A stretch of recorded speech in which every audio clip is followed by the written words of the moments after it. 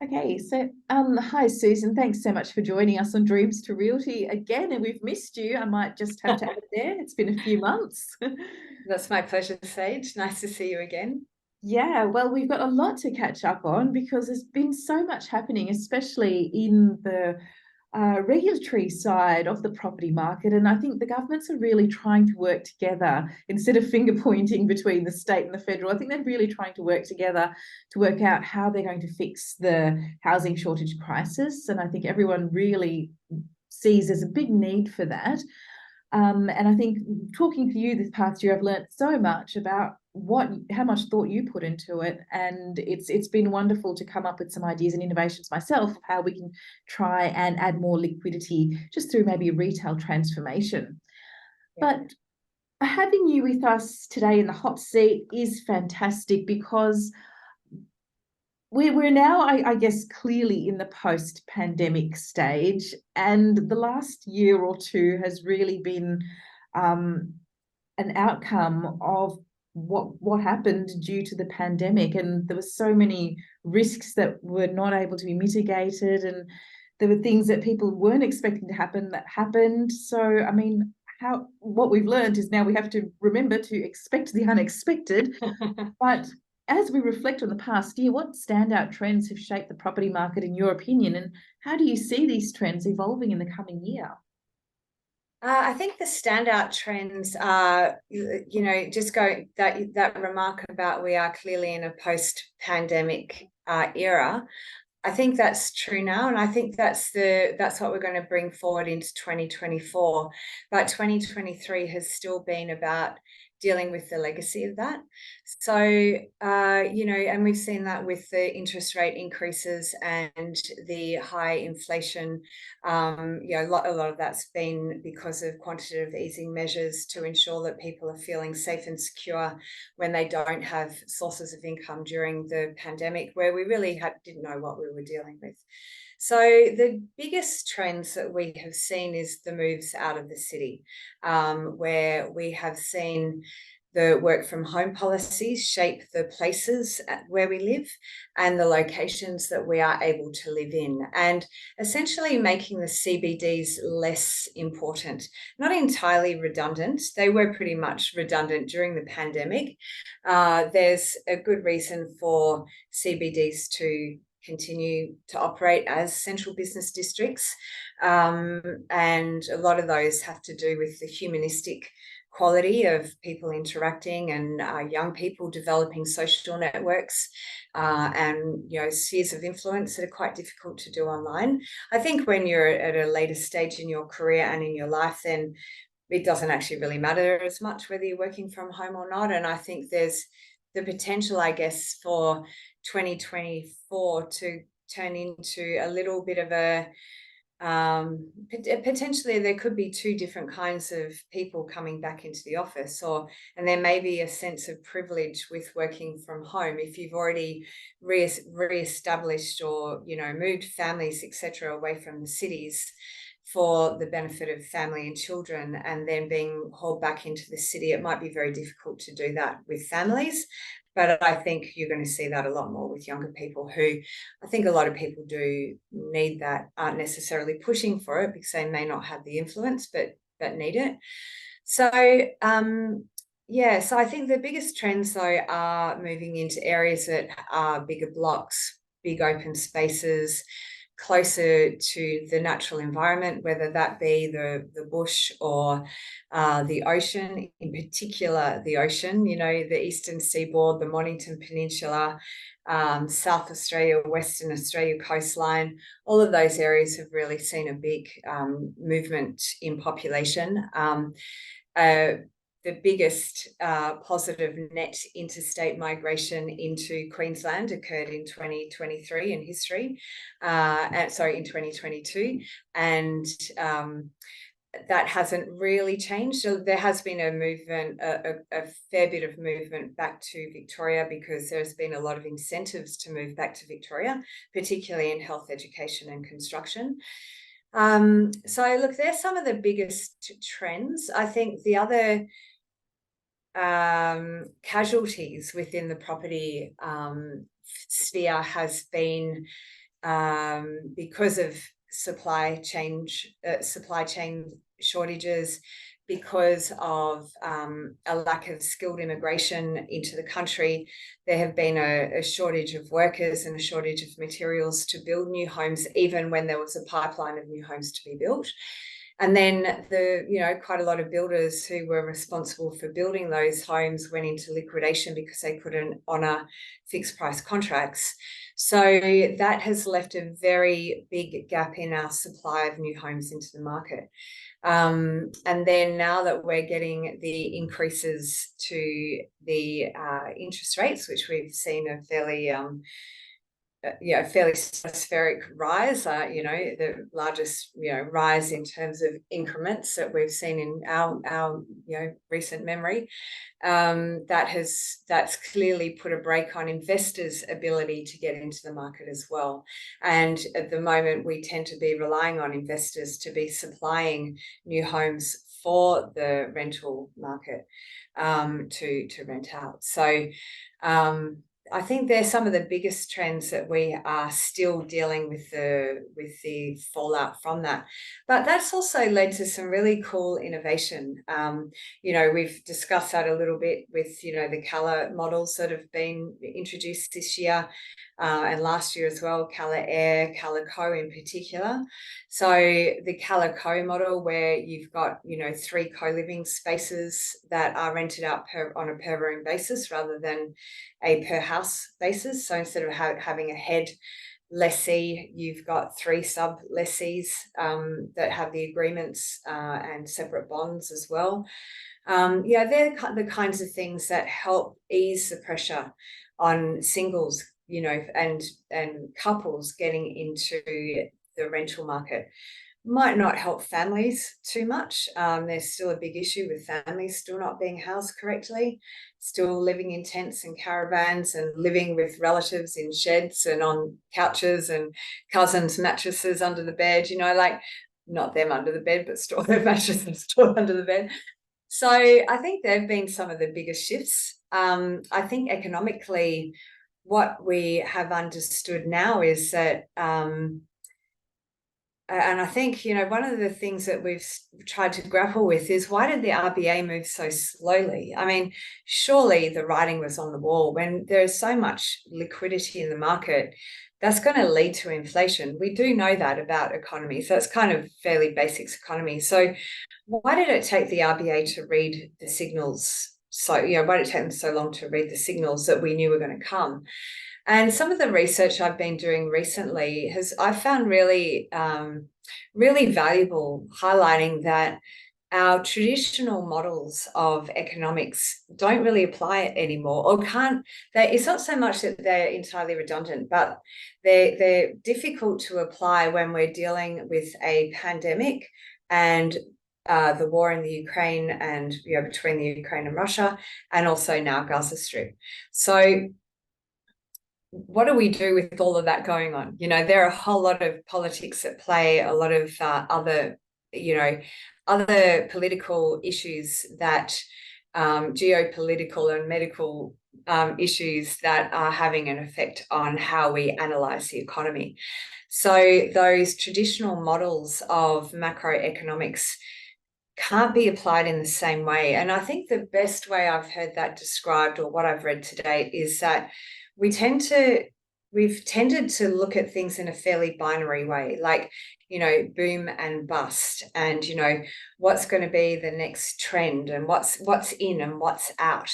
Instead, it's not quite as dramatic as that. We're going to have to be able to look into things in a more nuanced way, and look at markets in a more nuanced way, and look at particular changes and then try to model on the effect that may have.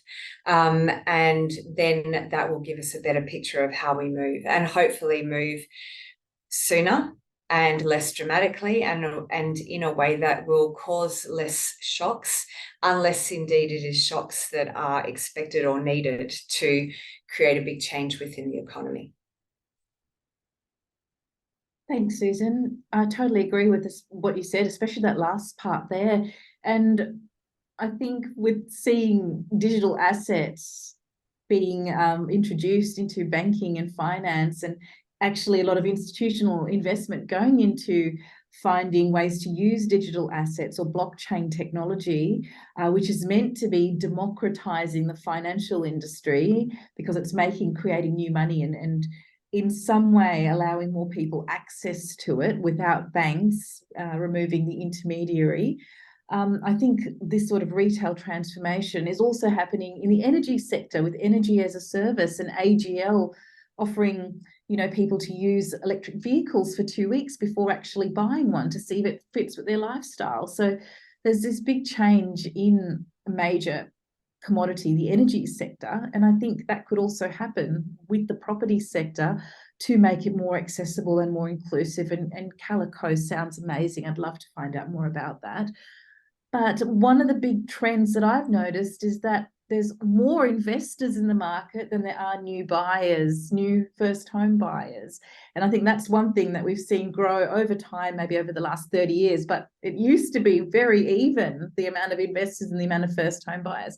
So that's an interesting trend to look at, and how that trend's going to change over time with these new innovations that you've spoken about. But the other interesting one is rent vesting, which I'm excited about. I think I'm going to be a rent vester once I jump in.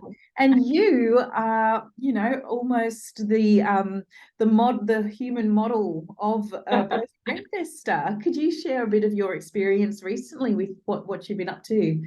Sure. Yeah. So rent vesting has been around for quite a long time, and I'll actually go back to what you first said about more investors rather than home buyers, and this leads into it, because the reason why rent vesting works so well is actually, that's more of a lifestyle thing, but I would say that part of the reason why there are more investors than home buyers is that, let's just take expensive markets like the Sydney property market.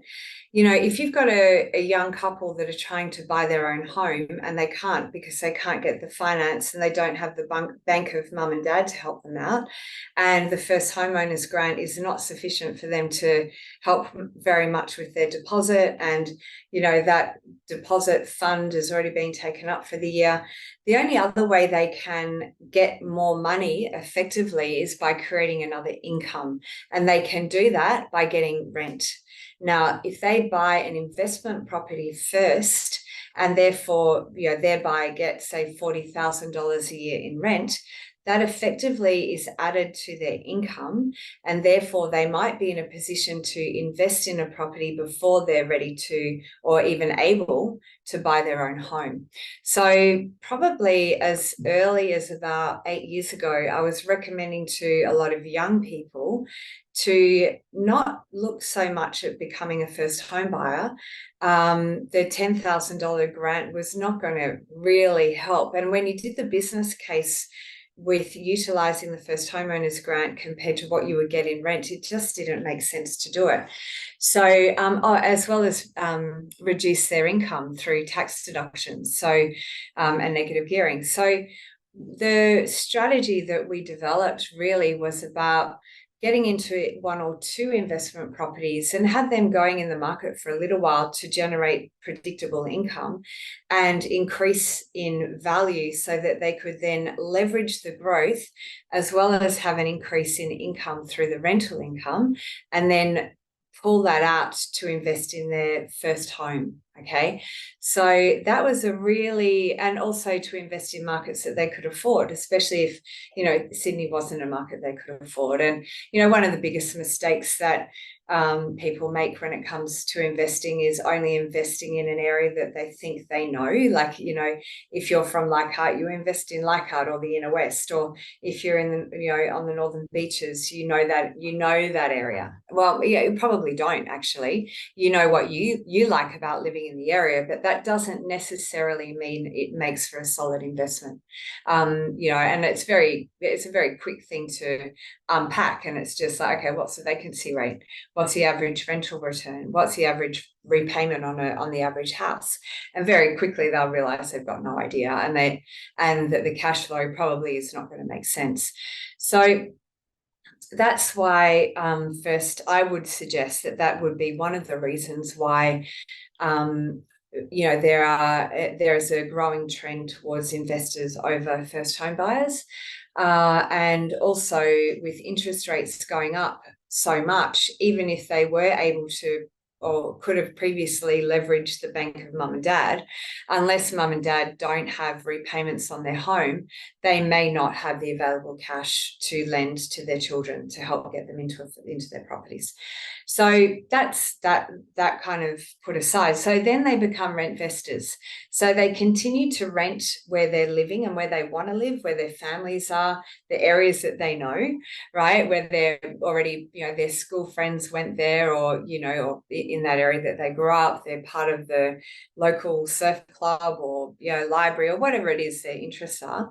And they're investing elsewhere to make money. So that's what a rent investor is, and that's a very strategic thing. And when you've got a lot of clients that live in, say, Sydney in general, but let's just look at, say, Sydney's eastern suburbs, right? Got a number of clients that rent one-bedroom apartments, that young people, under 30, that invest in one-bedroom apartments in Bondi, Coogee, Maroubra,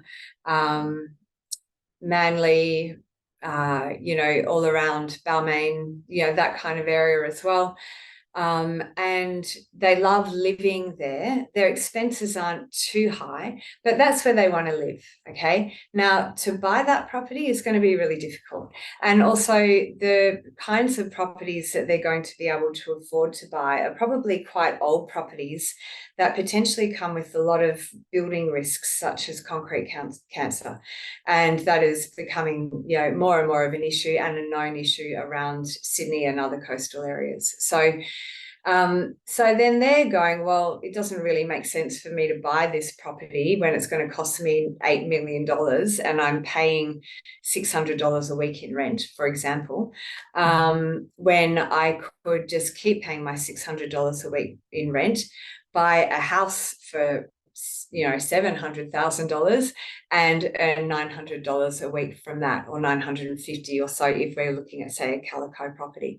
So that's what rent investing is. And going back towards what some of the trends are, right, the trends that we have seen from 2023, because there has been such a supply crunch, that has led to skyrocketing rental payments, and also a very, very, very low vacancy rate. So huge rental demand, and housing crises in almost every capital city on the eastern seaboard. So particularly Brisbane and Sydney are struggling, and a lot of the coastal areas as well. That we saw some drives down the south coast. Sort of south of Canberra, where they just, a lot of people were renting out their houses to short-term rental accommodation, and therefore those properties were no longer available for permanent rental.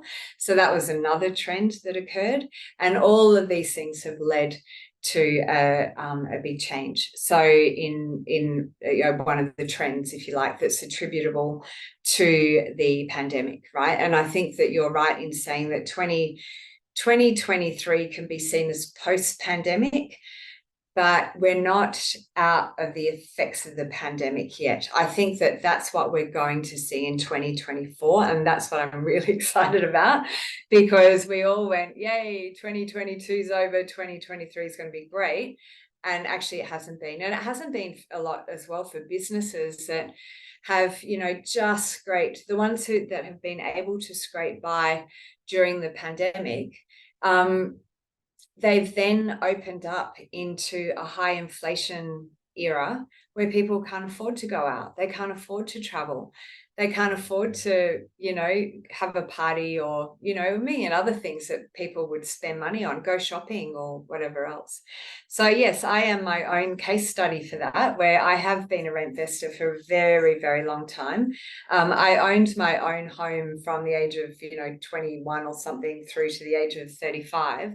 And then I moved to Sydney and, was renting from the time my daughter started school. So, you know, I've been in Sydney now for 20 years or so, not quite that many, but, and, you know, I have also been rent vesting. So, you know, renting where I want to live and not affording to be able to buy those places. And even if not even a question of whether I could afford it, I just don't want to have that kind of mortgage on a single property. You know, it doesn't make sense to me to have, say, a $1.5 million mortgage when that could be 3 separate incomes or 3 different properties where I'm diversifying the risk across different states. You know, to me, that's a better way of thinking about your own kind of resource allocation.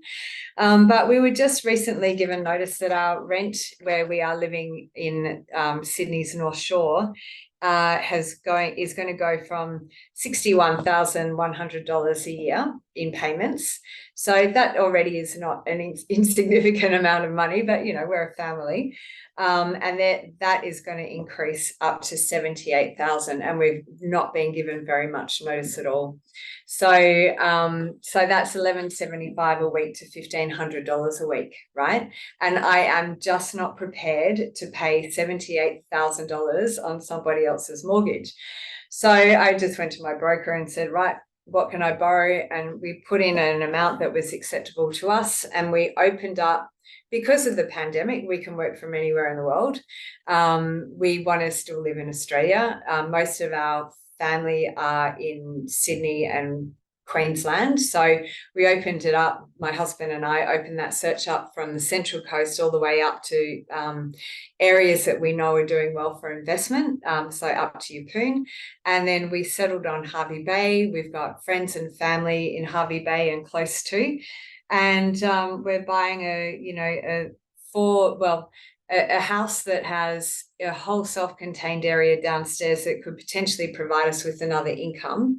And the mortgage on that for the year will be $45,540. So why would I pay $78,000 on somebody else's mortgage in a house that's not mine and I don't particularly care for, that's not in a location I love, and you know, and instead move into my own home on a, you know, very large house on a large block of land overlooking the ocean? I mean, to me, it's a no-brainer, right?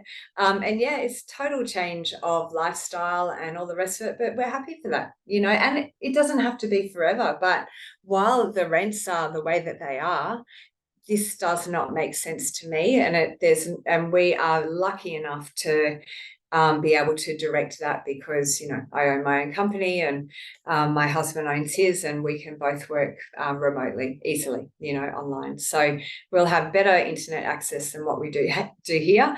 And, you know, it has all of the services and amenities that we require. So I will be a part of that trend that is moving to those coastal areas, that is choosing lifestyle over expense. And, you know, we're also in a phase of our life where we're not going out every weekend. You know, we don't need to be around nightclubs and cafes and restaurants. And we've really enjoyed that. We've had a really great time doing that.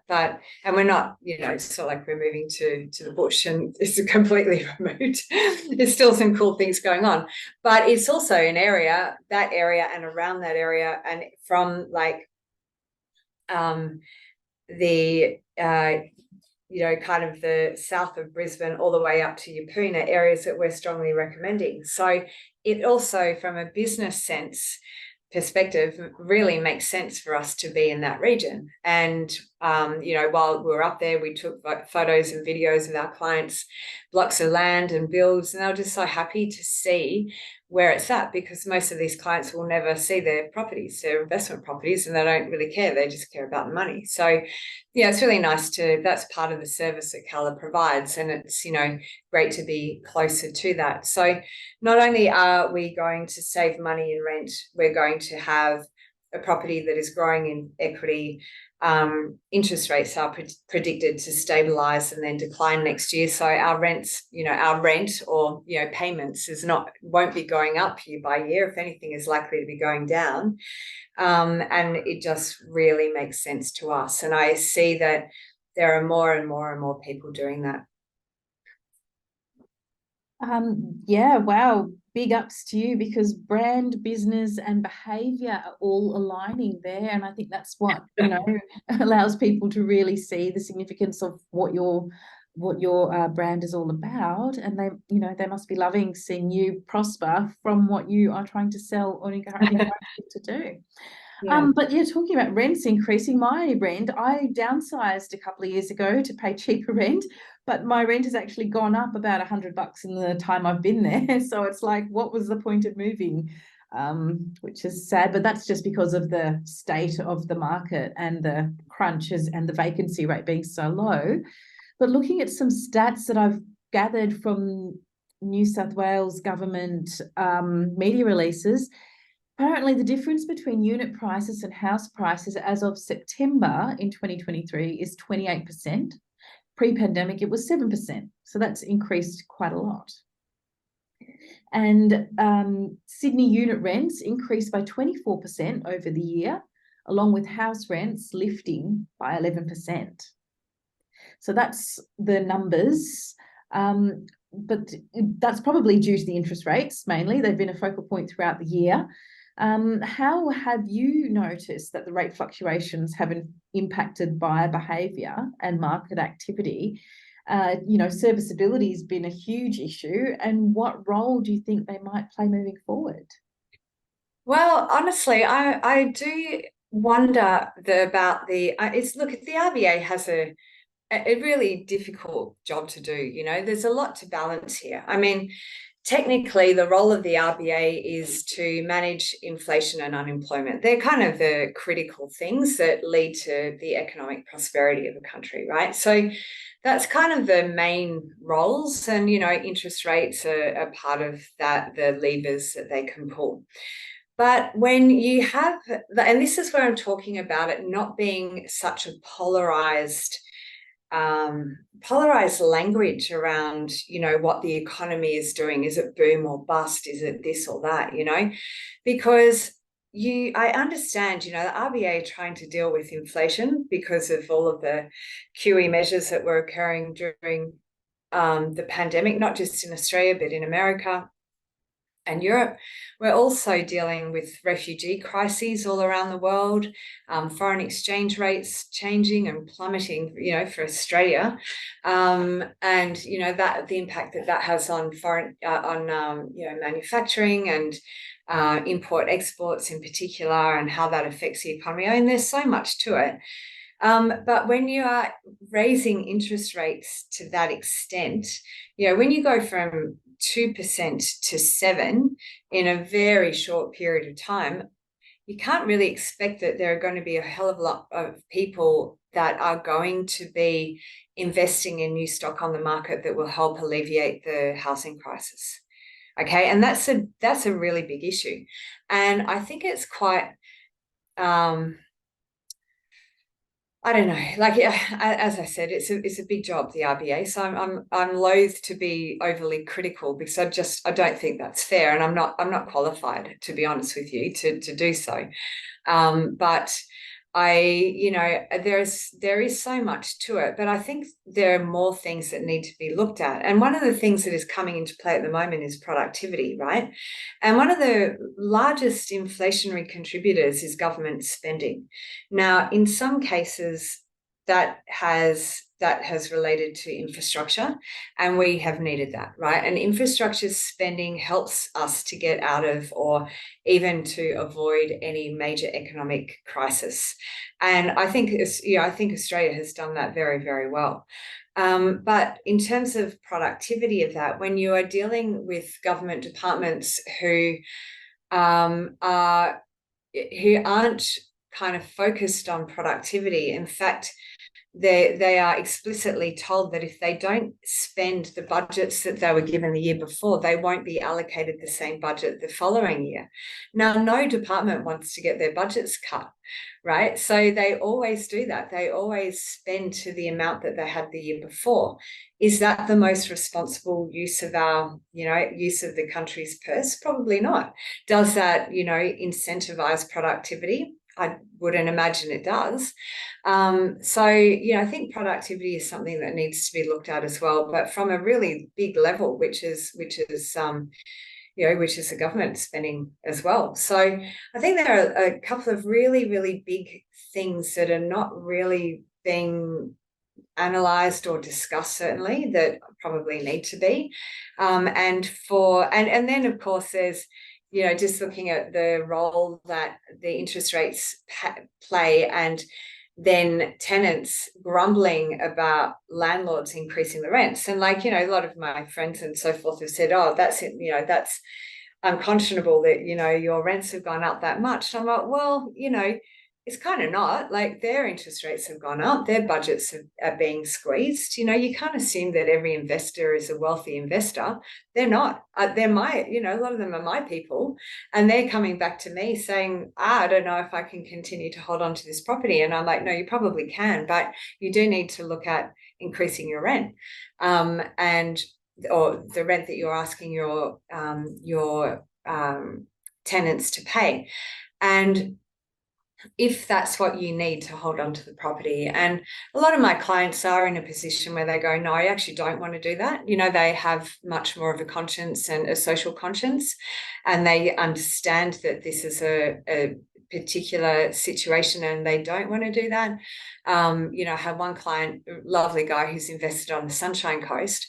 His property's gone through the roof, and the Sunshine Coast is incredibly pressurized with housing and rentals and, you know, just property to buy in general.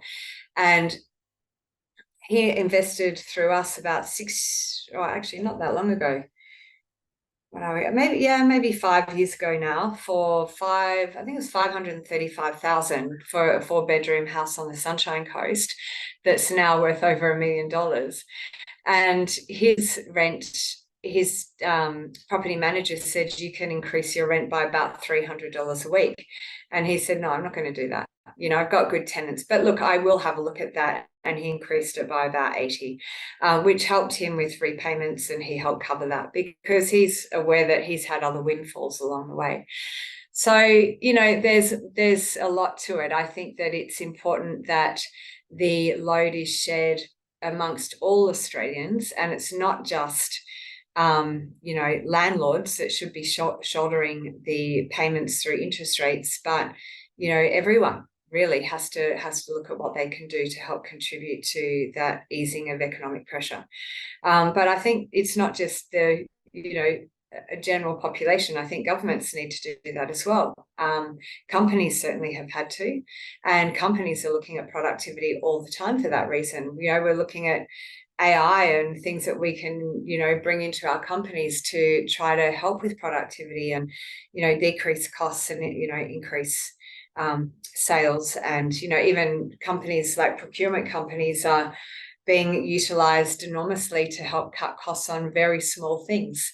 And you know, if you keep an eye out for it, it's noticeable. You know, things like on airlines or in hotels, you're seeing little cost-cutting measures all over the place that on a bigger scale would add up to quite a lot.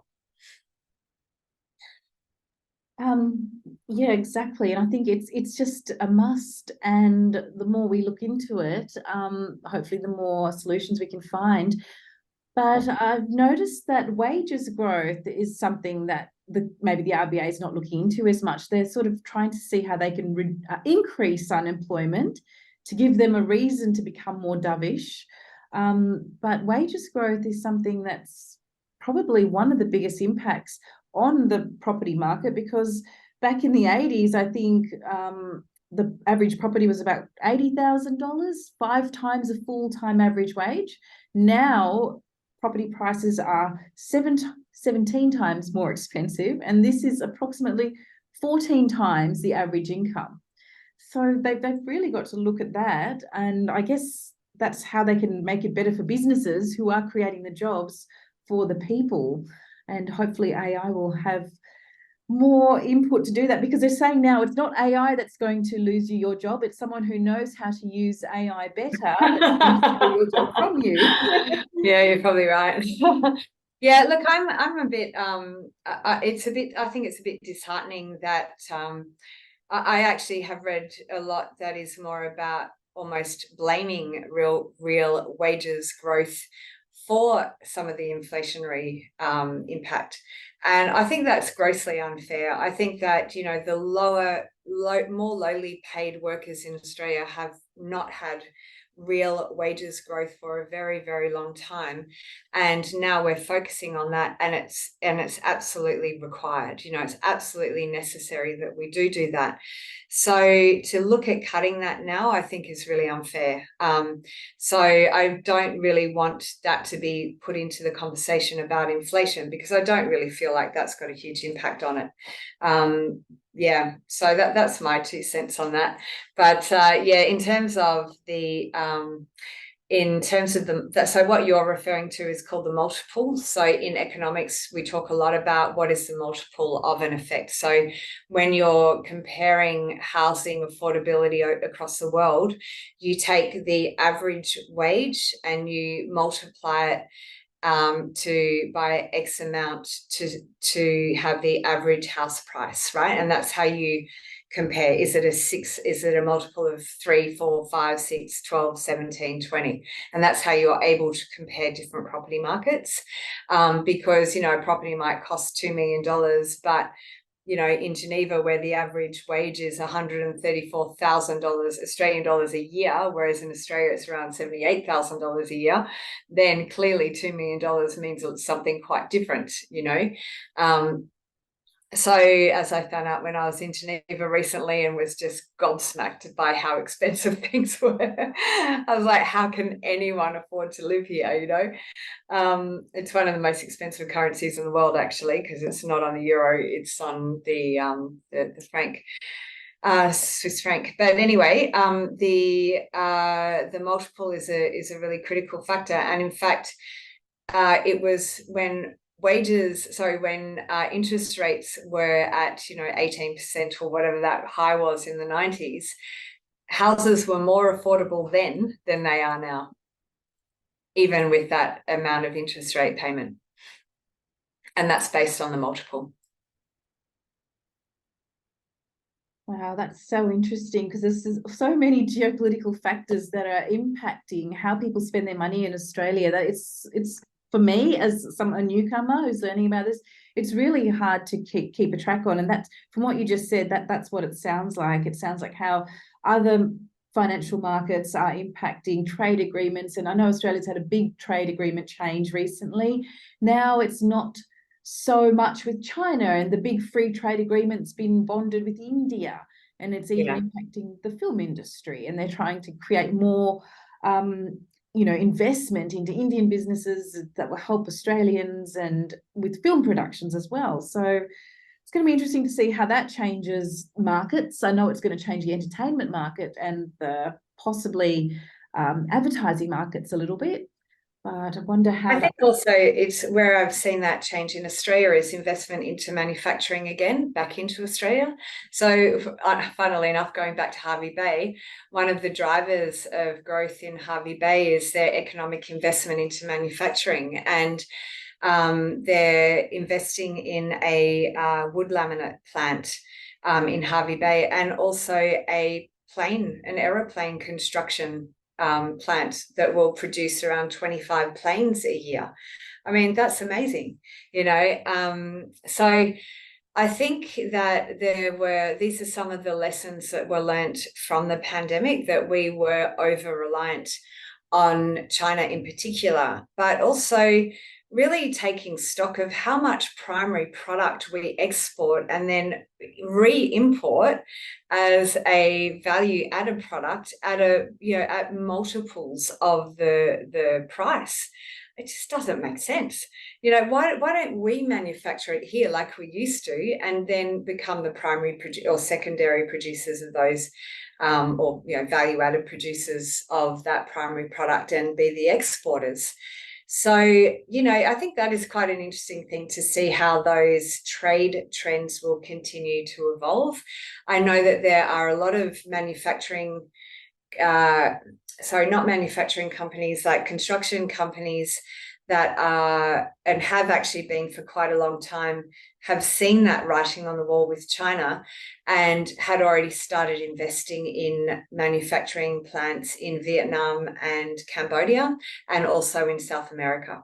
So, and that pretty much is showing us that the landed cost of those materials back into the country is on a par with China, but with less political risk.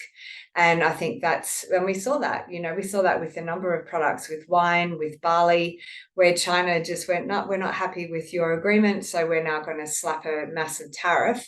And that had a huge impact on barley farmers and wine producers in Australia. Yeah, absolutely. I think more local manufacturing would be a really good thing for Australia as well. But now taking a look at, I mean, value for money, I think Queensland and Hervey Bay and Yeppoon are showing to be great value for money for what you can get, as, in consideration, when you compare it in comparison, I mean, to what you could get in Melbourne or Sydney. At the moment, the same amount of money could buy you a much bigger house, maybe some land, maybe a great view as well. Whereas in Melbourne or Sydney, that same amount of money could get you maybe an apartment, a 2-bedroom apartment. Or 1-bedroom apartment. Yeah. So, yeah, I mean, in our case, that's true. Yeah. Yeah, so value for money and growth corridors is an interesting thing to look at. And some of the suburbs and the trends changing, because I think we were talking about how in Sydney's Greater West that there's been a value shift. I mean, there's lots of people there who earned good income, but yet it was considered a socioeconomic lower area just because the greater amount of Australians didn't really value some of the amenities that were there. But now there seems to be a little bit of a shift, and we're noticing that in the last 12 months that areas like Caddons in Greater West Sydney, somewhere I've never been there, but had one of the biggest growths it's seen in the last year, close to 15 to 17%. Places like Killara dropped a lot. So it'd be great to hear your insight in this area in particular. I think areas in Brisbane to look out for apparently were around Banyo and Wishart. They're the only tips I've got. I don't know how true they are.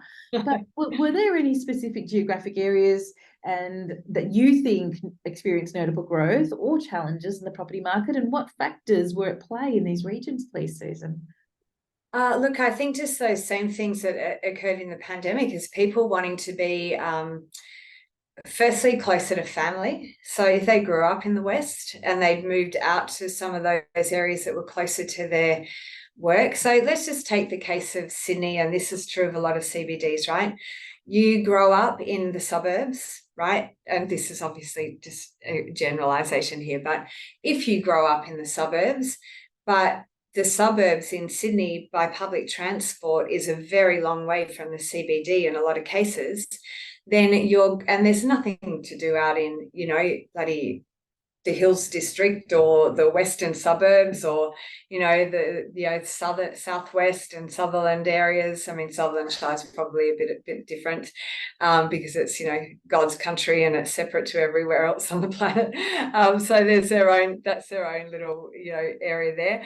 But, just in general, the whole northern area, it's not a very exciting place for someone in their early 20s who might have just landed a graduate position at one of the banks or a finance company or even the public service, bright sparks who are, in their 20s or even in hospitality.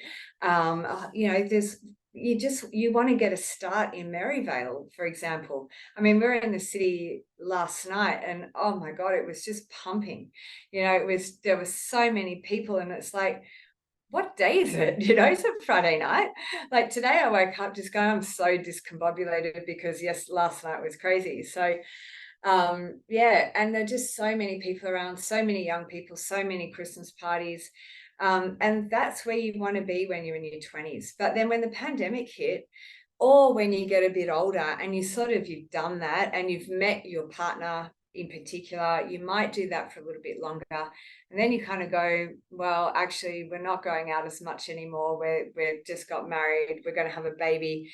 You move into a different phase of your life. And a lot of people will move back to where their families were. They want to get a bit more support, especially if one of the parents, stops working for a little bit of time just to have that extra support. and they want a family home, you know, and they're not going to be able to buy a family home necessarily in those locations. So that kind of trend happens anyway. But I think when you then are dealing with a huge increase in property prices around Australia, a huge change of population movement as well to the coastal areas and to you know, areas with a lot of nature and a lot more space, you know, it kind of, that all kind of wraps up into that same trend of those areas which otherwise might not have been a strong consideration. And yeah, Kalara is, you know, that's really expensive and is for big families that have double incomes. And a lot of families lost one income during the pandemic, survived and went, you know what, I don't want to we don't want to go back to work full time. You know, we've changed things, or they pivoted or side hustled to a position where that's enough. You know, the kids might be at a different stage, they might have grown up more, or you know, they might have left home, and they don't actually, they've probably moved out of that 9 to 5, or, you know, no one I know actually works 9 to 5 in Australia, but, you know, 7 till 7 work cycle anymore. They just go, no, it's not, we don't want to live like that anymore. So, you know, up before the pandemic, you know, one of the statistics I remember reading a couple of years ago was that Australians are one of the have one of the largest unpaid workforces in the world in terms of overtime. You know, we are meant to work 38 hours a week or whatever, and most people work 48 or 50 hours a week or whatever the actual amount is. And it's just expected. You know, I don't know anyone who rocks up at 9 o'clock. That's very badly looked upon, and never rock up at 9 o'clock to a meeting with a coffee in your hand. You know, like that's, you should have been here earlier, you know. So it's yeah, it's an interesting cultural thing, and I think there's been a real cultural shift as much as anything else, and that is leading to some of these bigger trends. Yeah, thanks, Susan.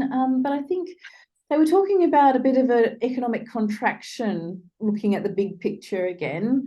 And I think they did see the growth only of 2% this year, economic growth, whereas it has been closer to 4%.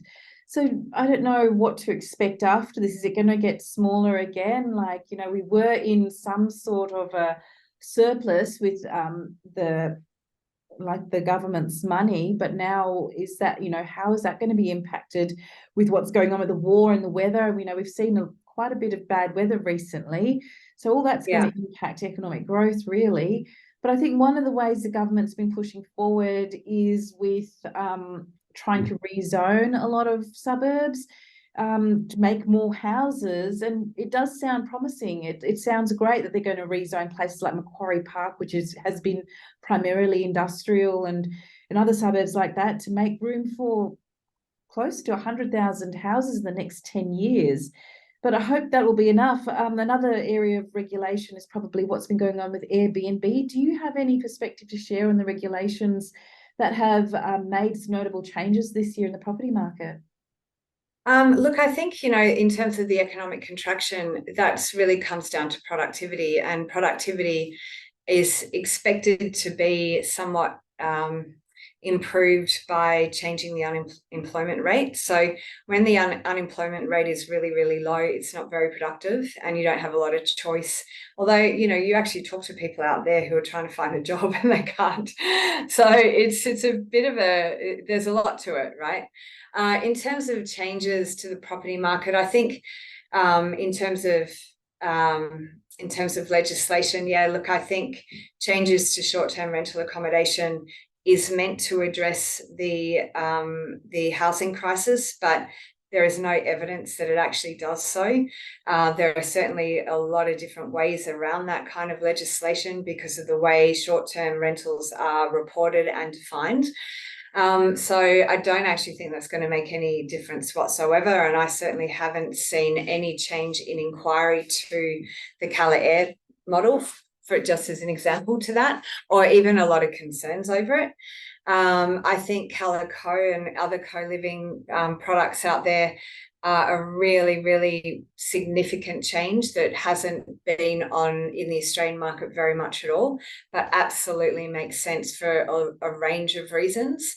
And it makes sense because it really helps to find accommodation for people that are earning good money. So not just students, in fact, not really for students at all, but for people who are in hospitality, education, retail, and construction, who want to live close to where they work. And most people do want to live fairly close to where they work, but can't find accommodation at all.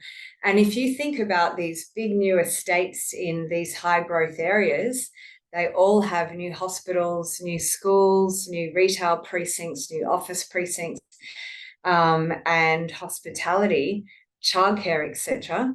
And a lot of the people who have those jobs are single people that are on okay incomes. But where are they going to live? There is no high or medium density living in these areas, like maybe some townhouses, very rarely apartments. So where are they going to live? And they're usually under the age of 30, as the majority of renters are in Australia.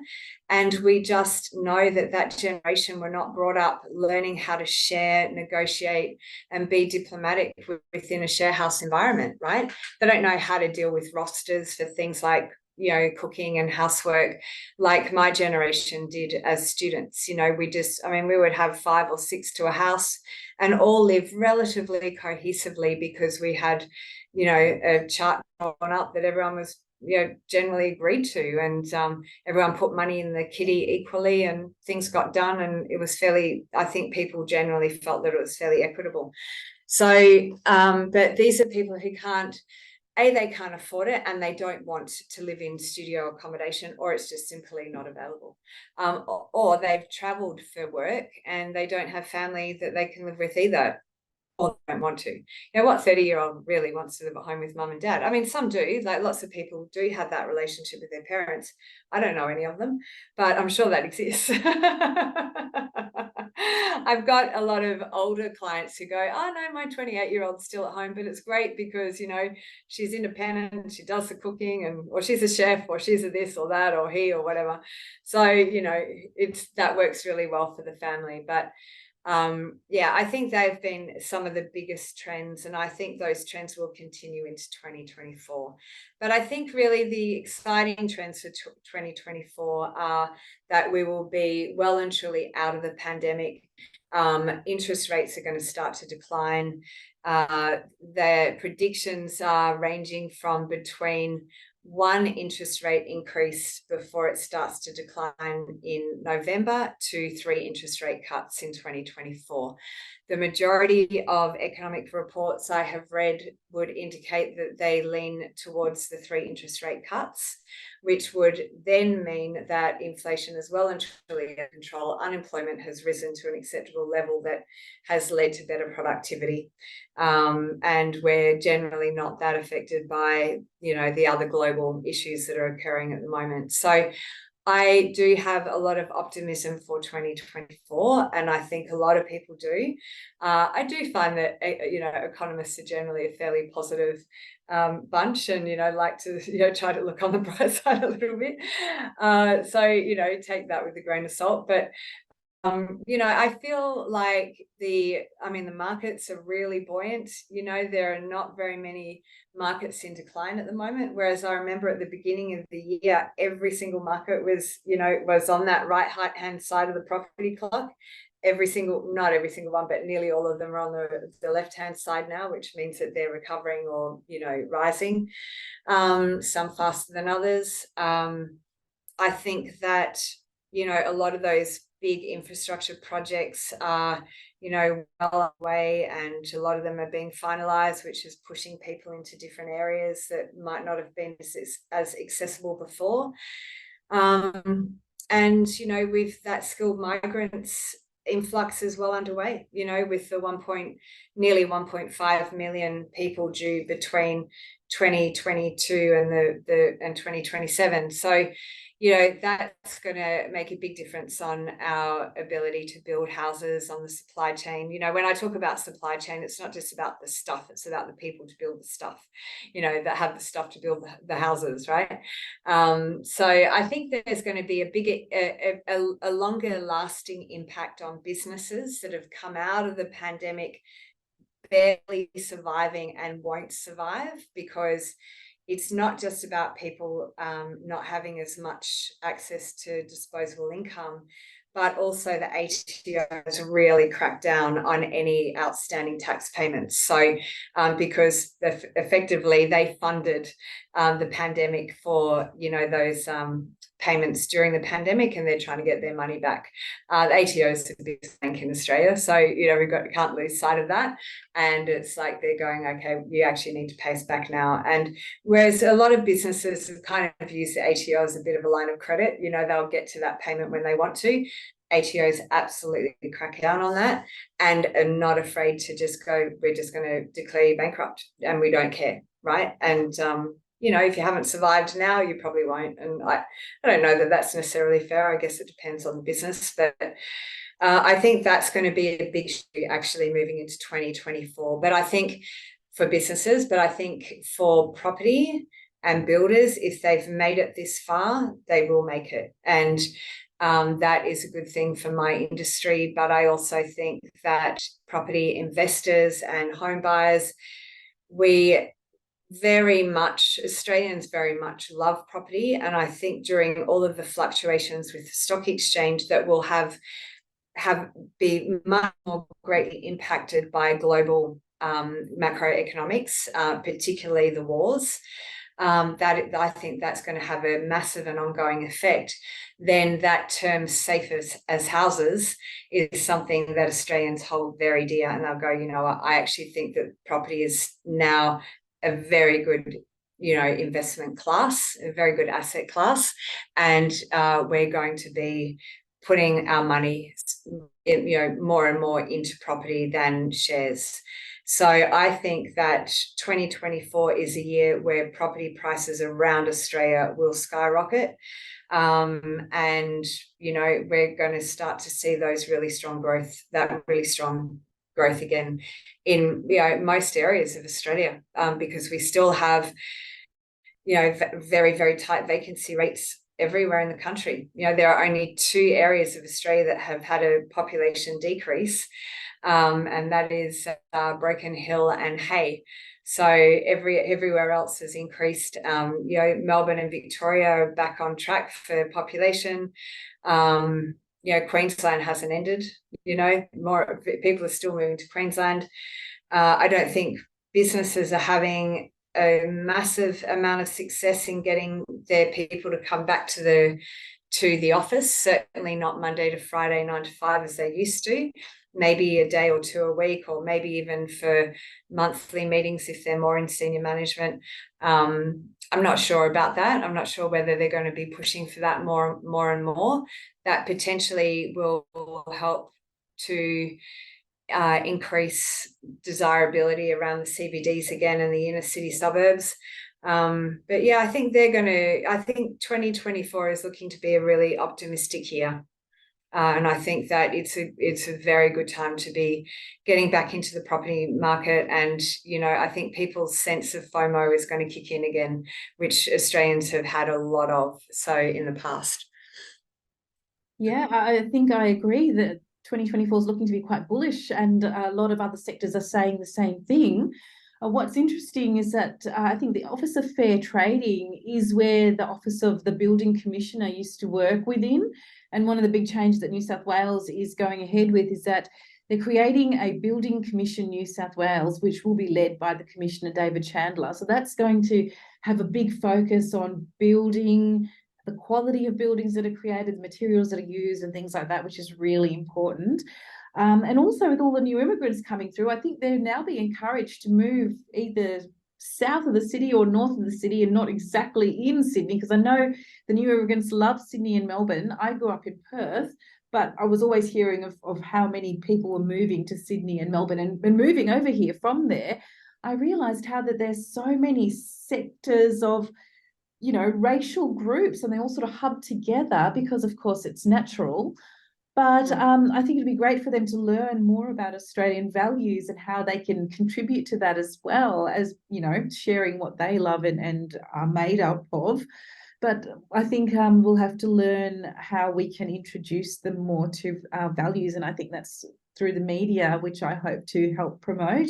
But the other thing is also, I think the government's coming up with another state environmental planning policy, and that's going to be having a big impact on the types of dwellings and the planning about where they're going to be built. And I think that department, the state environmental planning policy, will be having a big impact on the railway stations and where these new railway stations are going to be coming up around, and how many houses are going to be built around them, and that's where the rezoning's happening.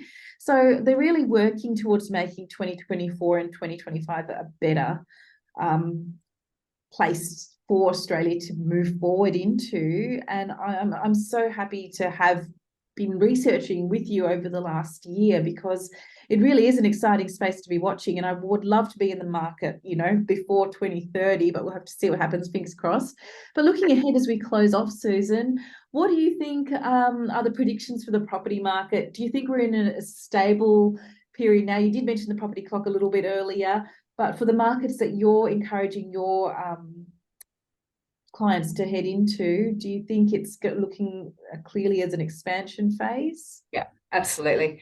Yeah, I mean, look, for us, the property is really the last piece of the puzzle. We do all of the research before that will lead us to the property. So, but we do start with those macro factors of the economy, of the population, of infrastructure, demographics, and the cash rate as well, or money supply. And money supply actually is not just cash rate, it's also other incentives like stamp duty concessions, first homeowners grants, and what effect that might have to housing prices.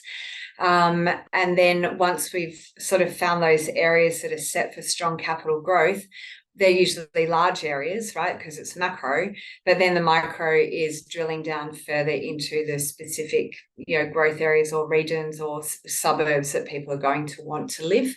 And then the types of demographics where we want our clients to have their tenants in, right?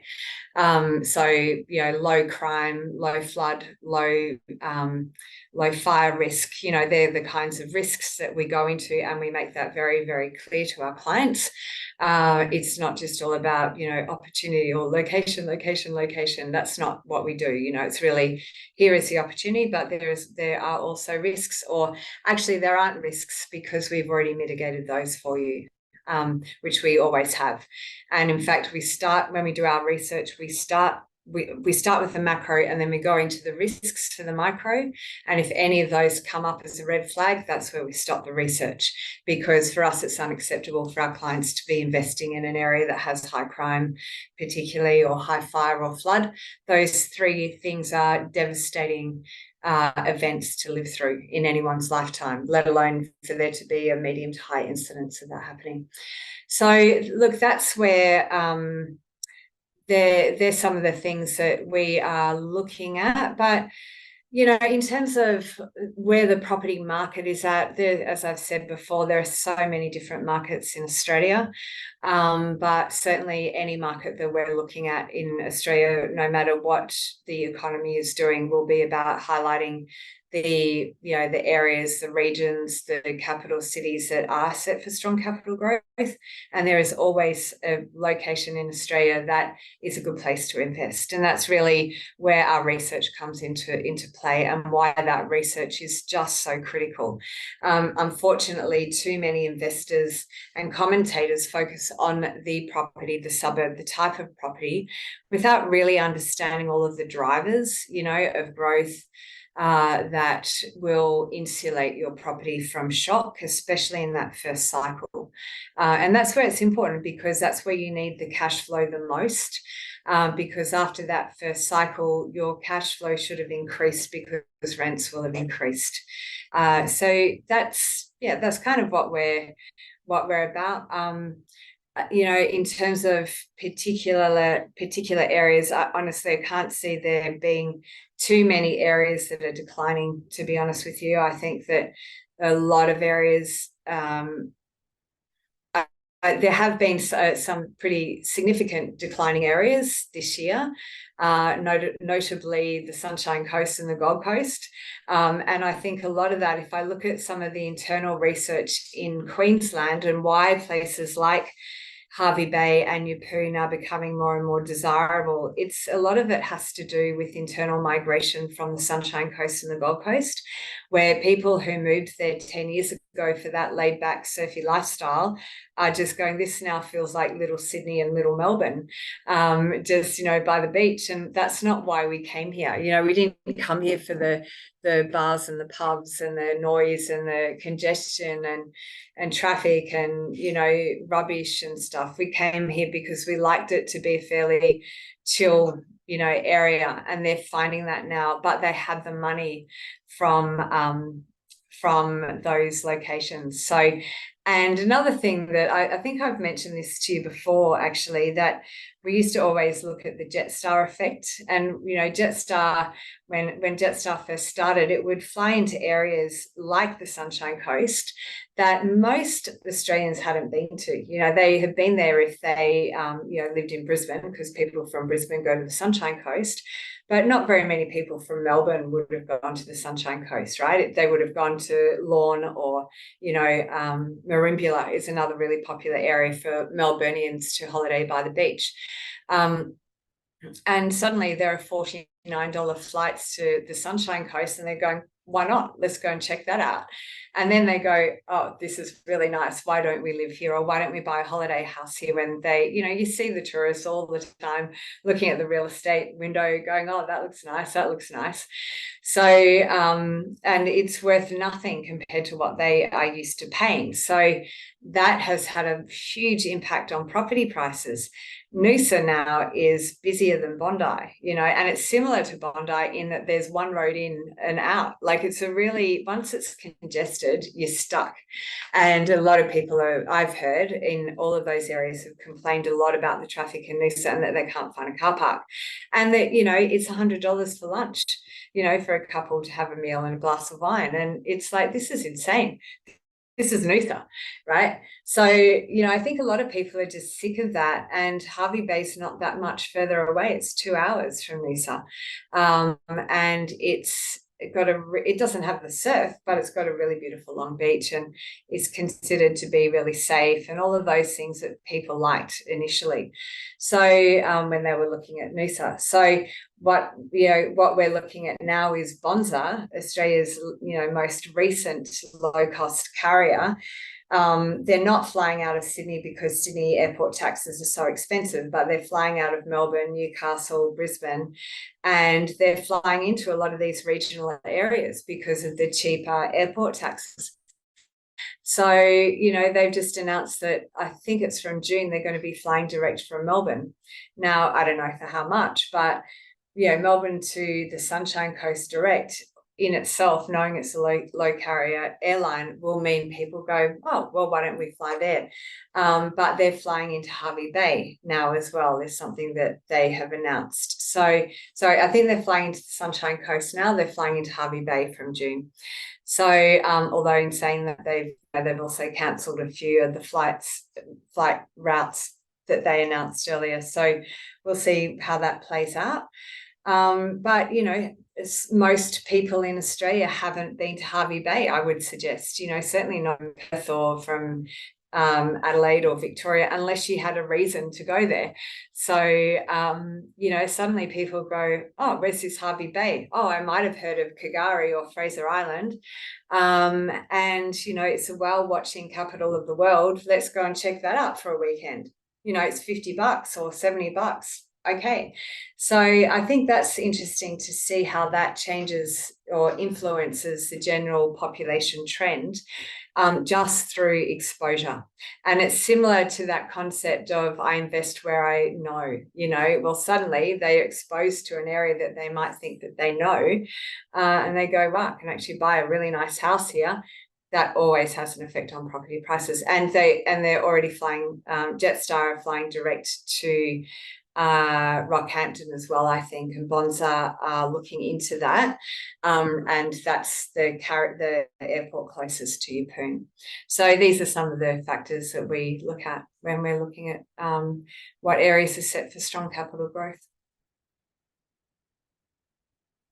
Thank you. That's really interesting that you brought up the airports, because I think that's what had a big impact on Sydney's Greater West as well. They were all talking about that new airport that's being built out there, and it's definitely happening, and they've painted a big X on the airstrip because they don't want planes to land on it just yet. Yeah. And also the beach. There's a new beach they're opening up there. I'm not sure how they're doing that, but they're making a beach in Penrith. So yeah, I mean that's what we value, isn't it? Travel and getting down by the water and keeping cool. But yeah, I'm so glad they are planning on doing more locally made industry in Australia. I'm all for that as well. And I love the fact that you're trying out life in Hervey Bay, and I hope it goes really well for you. Thank you very much, Sage. It was great to connect to do this wrap up of the end of 2023. What a year it's been. Yeah, I'm looking forward to 2024. That's for Me sure. I too. think 2024 is going to be what we all expected 2023 to be, but I think there was just still a lot of legacy stuff we were probably ill prepared for. But I feel like we're, towards the end of that now, and 2024 is going to be really great for a lot of industries, and certainly for property.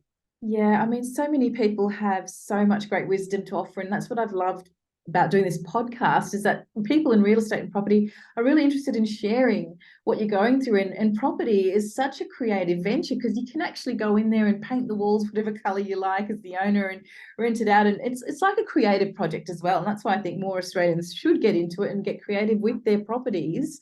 And DIY is such a creative Australian tradition as well. So yeah, all the best for Colour Property in 2024. Thank you very much, Sage, and I look forward to continuing our chats in the new year. Yes, me too. Learning much on this side. Great. All right, have a great New Year and Christmas as well with your family. And yeah, I know you're working, but I hope you get some nice time with them as well. Yes, thank you so much for that, Susan.